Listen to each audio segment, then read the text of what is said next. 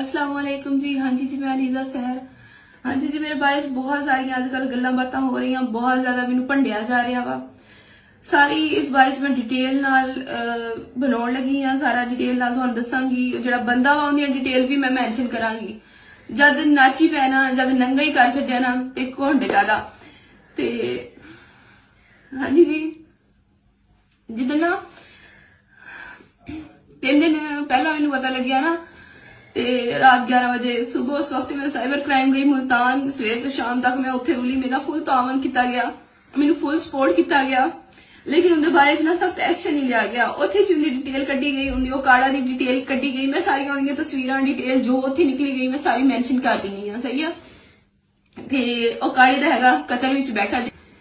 इस तो बाद मैं ना उनके नाल इनकी कुत्तियां वर्गी करनी सी ना, उस इंसान दी, उस कुत्ते बगैरत दी इंसान दी कोई मैं उन्हें की कहां ते उनकी डिटेल्स वगैरह मैं मैंशन करन लगी। जिन्होंने करना ना वो बेहतर जानते उन्होंने करना ही आ।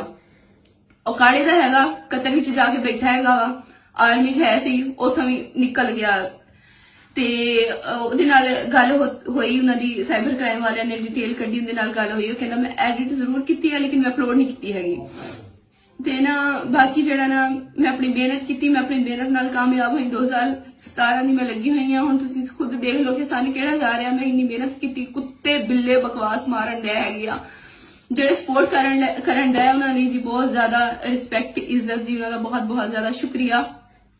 बाकी जी अगर मैं कामयाब होना हुंदा ना तो मैं कदों दा मैं इदी कामयाब हो जाना सीगा। मैं अपनी मेहनत की, अपनी मेहनत दी रोजी रोटी मैं मेहनत दी खादी। मैं इदां दी नहीं हैगी जिद्दां दी हैगी तुहाडे सामने आ। मेरे फुल सपोर्ट किया जाए। फेक इंटरव्यूज फेक बकवास मारी जा रही है ते मैं ना इदा दी नहीं हैगी। बाकी जी मेरा यह कसूर सीगा कि मैनू फुल ब्लैकमेल किया गया। शुरू दिन तो ही मैं जदों दी यूट्यूब ते आई है ना मैनू चज नाल ना जीण नहीं दिता ते शुरू दिन तो मैनू ब्लैकमेलिंग कदी किदां दी मैं अपनी मेहनत जारी रखी, कदी छाड़ दी कदी जारी रखी, क्योंकि मेरी फैमिली ने मैनू बहुत ज्यादा सपोर्ट किया। भैणां भरावां ने, मेरी फैमिली ने, क्योंकि उन्होंने पता कि मैं किदां दी हैगी हां।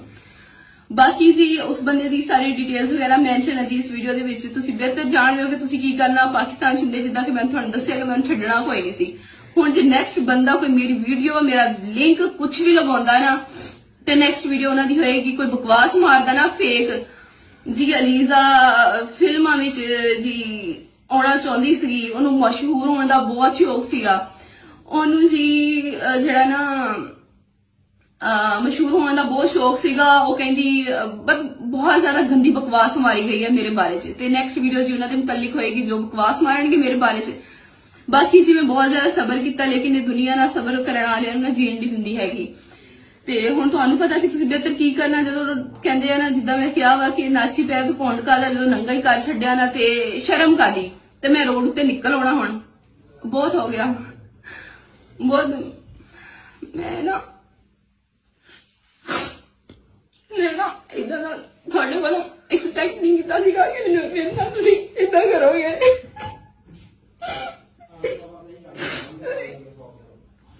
तुसीं सारियां ने मेरे नाल बहुत प्यारी की। अल्लाह पुछना ना, अल्लाह बेहतर जानदा मैं किदां दी हां।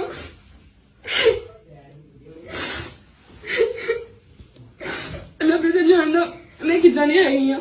बाकी तुसीं ना करोगे कोई ना, अल्लाह ताला मेरा रब मेरे नाल हैगा। मैनू मैं उनके उत्ते छड्डी, अल्लाह मियां उन्होंने तड़फा के कुत्ते दी मौत मारेगा। बाकी जी बहुत शुक्रिया जी थोड़े ताबंद जिन्होंने मैनू सपोर्ट किया, बहुत शुक्रिया।